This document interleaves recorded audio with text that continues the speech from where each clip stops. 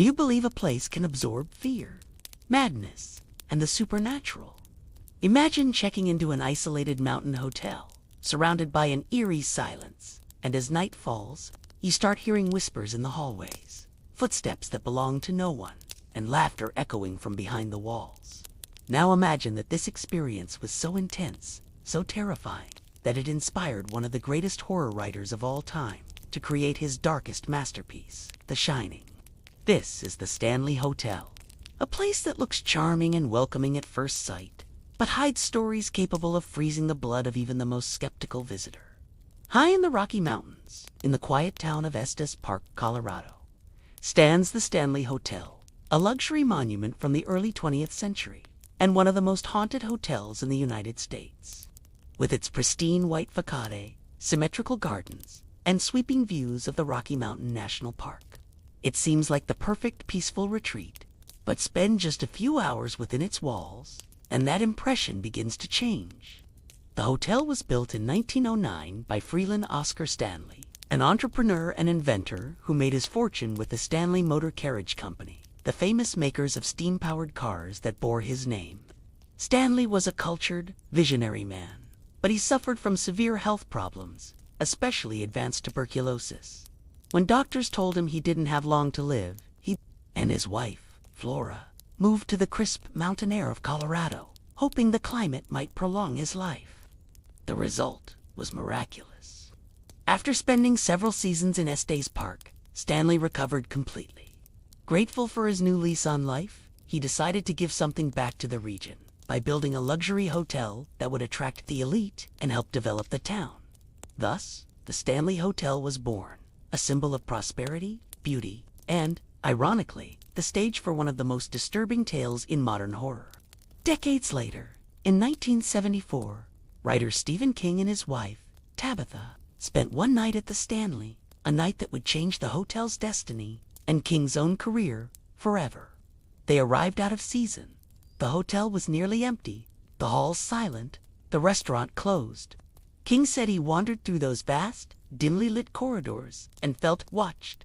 That night, he had a vivid nightmare. His young son running down the endless hotel hallways, chased by a fire hose that had come to life. He woke up trembling, drenched in sweat, with his heart racing. And by morning, before leaving room 217, he already had the outline for The Shining. From that moment on, the Stanley would never be the same. Fans of King, ghost hunters, and curious travelers began flocking to the hotel in search of the presence that had inspired the master of horror. And strangely enough, many left with stories eerily similar to his. So, what really happens inside the Stanley Hotel when the lights go out? Are they just echoes of imagination? Or is there truth behind the legends whispered through its halls for over a century? When I first arrived at the Stanley Hotel, everything looked perfectly normal. The sun was shining, tourists were taking pictures of the grand white facade, and the vintage sign proudly displaying its name. But the moment I stepped inside, the air changed a subtle heaviness, as if the building itself was alive, watching. The lobby is stunning. Polished wooden floors, golden chandeliers, and an antique piano sitting quietly in the corner, identical to the one Flora Stanley used to play during her elegant soirees in the early 1900s. The curious part is that many guests claim they still hear that piano playing at night, long after everyone has gone to bed. Employees say that sometimes the keys begin to move on their own, soft notes filling the silence. And when someone approaches to investigate, it stops. No sign of anyone, just the fading echo of a song that shouldn't exist. Flora's ghost, they say, is just one of many that still wander the hotel. Her husband, Freeland Stanley, is said to remain as well. Guests report seeing a tall, well-dressed man climbing the stairs with a polite smile, as if still checking that everything is in order. The chilling detail: when they try to speak to him, he fades into thin air. But if the Stanley's spirits seem peaceful, the same can't be said about room 217. That's where Stephen King stayed, and where most of the inexplicable activity occurs. Old records tell of a maid named Elizabeth Wilson, who was gravely injured in 1911 when a gas explosion destroyed part of the room. She survived, but they say her spirit never left. Even today, guests claim to feel a gentle, unseen presence folding their clothes, unpacking their bags, or turning on the lights by itself. Some wake up to find their blankets neatly tucked around them, as if someone had been watching over them. Others aren't so lucky. The room shakes, doors slam, and a soft female whisper fills the air. The Stanley tries to keep its elegant image, but it has long embraced its haunted fame. Today, it's a shrine for horror lovers. The hotel hosts ghost tours, paranormal investigations, and even screenings of The Shining inside its grand ballroom. Ironically, Stanley Kubrick didn't film his version there. He thought the hotel was too beautiful for a horror setting. Yet somehow, the spirit of his film seems to have merged with the spirit of the hotel itself. During the nightly tours, guides ask visitors for absolute silence on the second floor. That's when things get strange. Flickering lights, moving shadows, orbs floating through the air. Some recordings even capture voices, faint laughter, children whispering, and one phrase repeated more than once. We're still here. But nothing compares to the ballroom. That's where the activity seems strongest. Witnesses report seeing shadows dancing alone, as if the hotel were reliving its grand galas from 1910.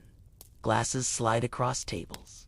Curtains move with no wind, and for a few fleeting seconds, it feels like time itself bends a hypnotic illusion that vanishes in the blink of an eye. One of the most famous stories comes from a night security guard. He claimed he heard laughter and the sound of a party coming from the ballroom around 3 a.m. When he opened the doors, the room was empty, but the floor was wet, covered in footprints, as if dozens of people had been dancing just moments before. And then there's room for 101, another hotspot for strange energy. Guests report feeling someone sit on the edge of the bed, pulling the blankets, or pacing around the room, even when they're completely alone. Some have checked out in the middle of the night, unable to handle the sensation of being constantly watched. Children's ghosts are also said to wander the halls. People hear giggles, see small shadows darting past doors, or hear a ball rolling softly across the floor, only for the sound to stop and the toy to vanish.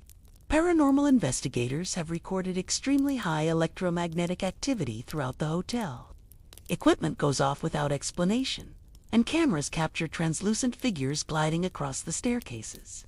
The most intense manifestations happen in winter, the same season when Stephen King stayed there. When the Stanley grows quieter, colder, and more isolated, some believe the hotel acts as a portal, a point where past and present overlap. The isolation, the mountain air, and the energy of over a century of stories may have created the perfect environment for the inexplicable. To me, the Stanley Hotel is more than a haunted place. It's an echo of everything that ever happened within its walls. The laughter, the music, and the fear. And somehow, it keeps drawing people who want to touch the thin line between the real and the supernatural. Maybe that's why so many guests, even after leaving, say they can still feel it following them. A chill on the back of the neck, a faint piano note in the distance, and the sense that the Stanley Hotel never truly lets its visitors go. On my last night at the Stanley Hotel, I decided to do something I probably shouldn't have. I stayed alone in the second-floor hallway around 3 in the morning. The hotel was completely silent. No guests in sight. No sound except for the wind brushing against the old windows. Holding only a flashlight and my phone to record, I started walking slowly, observing every detail, the old portraits, the worn carpet, the identical doors lined up like sentinels. And that's when I noticed something strange. The air grew colder, much colder, and then footsteps echoed behind me. Slow, steady, deliberate. I turned around quickly. Nothing. I kept walking, trying to stay calm, until my flashlight flickered, and for a split second, everything went dark. In that brief moment, I swear I saw a figure standing at the end of the hallway, tall, dressed in black, completely still. The light came back, and it was gone. The recording from that night came out distorted, filled with metallic noises. And deep in the background, there's a whisper that still chills me every time I hear it. Don't wake them up. Who were they? The ghosts of the past, the memories trapped between the walls, or something older, something the hotel itself is trying to keep asleep. When I left room 217 that morning, I noticed something on the mirror beside the bed. Amid the steam from the shower, a message had been drawn. as if by a finger on the fogged glass. Welcome back. But I had never been there before. The Stanley Hotel is more than just a historic building. It's a mirror, a reflection of human fear, a place where time bends, where strong emotions never die, they just echo. Stephen King captured that perfectly. In The Shining, the Overlook Hotel is a living character, hungry, feeding on the sanity of those who come too close.